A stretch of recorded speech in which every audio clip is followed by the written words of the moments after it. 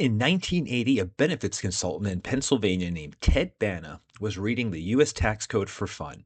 That sentence alone should tell you everything about how strange this story is about to get.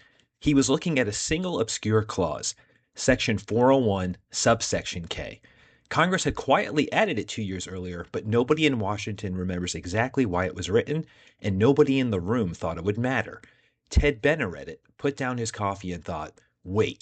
This could let employees put their own paycheck into a tax-deferred savings account. That accident is now worth about $7.4 trillion. It is why, do you have a 401k? Is one of the first questions anyone asks about a job offer, and almost nobody knows where it came from. Here's why this matters more than any other piece of financial history. The 401k didn't just create a new savings account.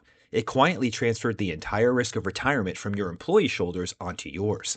Before 1978, most people who worked a stable job for decades retired on something called a pension, a guaranteed monthly check for life, funded and managed entirely by the company.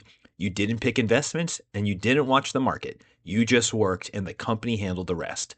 Today, pensions are nearly extinct in the private sector. Instead, thanks to one man's accidental reading of a tax loophole, you are now your own pension fund manager, whether you wanted that job or not.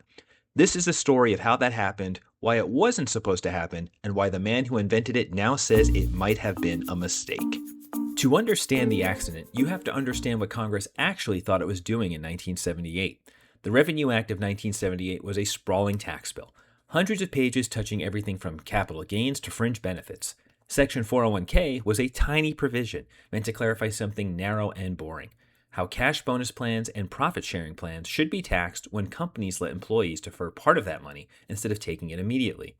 It was aimed at executives. Some companies had been letting senior employees defer bonuses into the future to avoid a tax hit in a high-earning year. Congress wanted rules around that. Nobody involved in writing it imagined regular workers using it to build a retirement account from their regular paycheck.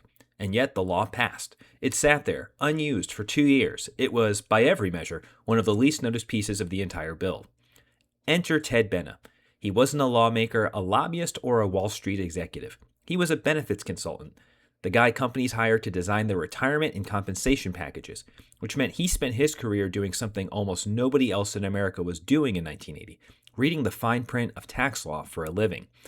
One of his clients, a bank, wanted to find a better way to structure a cash bonus plan, something to let employees defer income and save on taxes, similar to what some executives were already doing. Benna started digging through the code to find the right mechanism. That's when he landed on Section 401k. Reading the actual language, not the intent, not the committee notes, just the words on the page, Benna realized something the bill's own authors hadn't fully grasped. As written, the law didn't only apply to bonus deferrals, it could apply to regular wages. An employee could choose to redirect part of their normal salary into a tax-deferred account before it was even taxed. He took the idea to his own firm's leadership as an internal pitch. Their reaction, according to Benna's own retelling for decades afterward, was skepticism bordering on dismissal. This wasn't what the section was for. It probably wasn't going to survive IRS scrutiny. Why bet the firm's credibility on a creative reading of 2 paragraphs nobody in Congress had debated? Benna pushed forward anyway.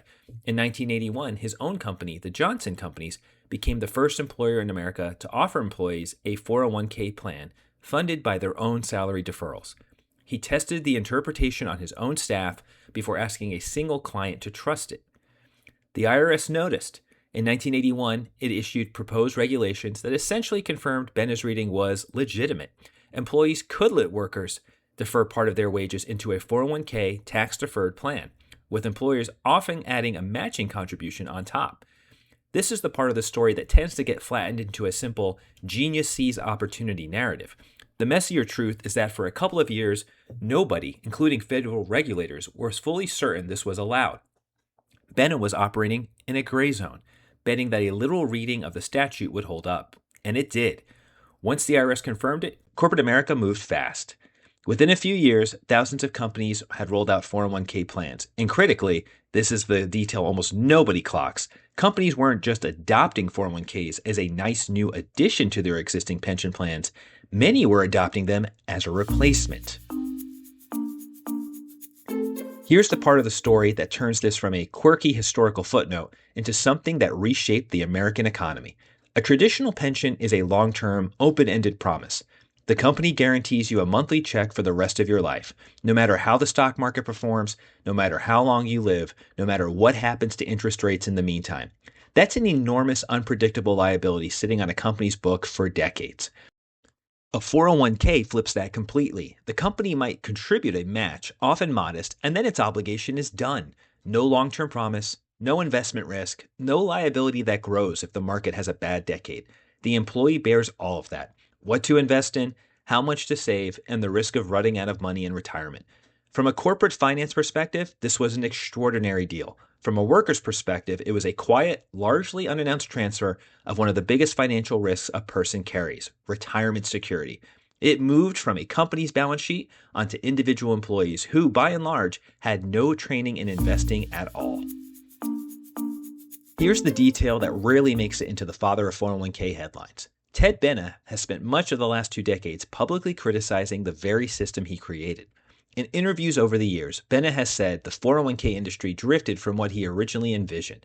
He's pointed to high fees eating into workers' returns, plan designs that don't nudge people towards saving enough, and an entire system that assumes ordinary employees can competently manage decades of investment decisions, something most professional fund managers struggle to do consistently, let alone someone doing it in their spare time alongside an unrelated job. He didn't set out to dismantle the American pension system.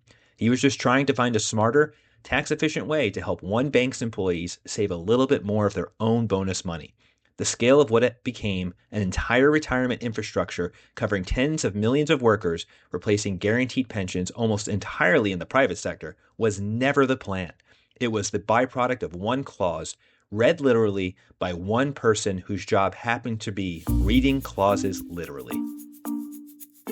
The lesson here isn't about which retirement account is better. It's about how quietly the rules of an entire financial system can change. Nobody voted on ending the American pension. No campaign was built around it. No headline announced Congress shifts the retirement risk to individual workers, because that isn't what anybody intended to do.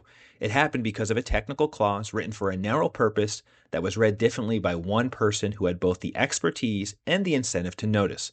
That's worth remembering anytime a system seems too complicated to bother understanding. Sometimes the person who reads the fine print isn't just protecting themselves, they're accidentally rewriting how tens of millions of people will retire. If this video made you want to actually check what's happening inside your own 401k, the fees, the funds, whether you're actually on track, that's worth 5 minutes of your time, since most people will never look. If you don't have a retirement account started yet, I've put some links in the video description below to help keep it simple.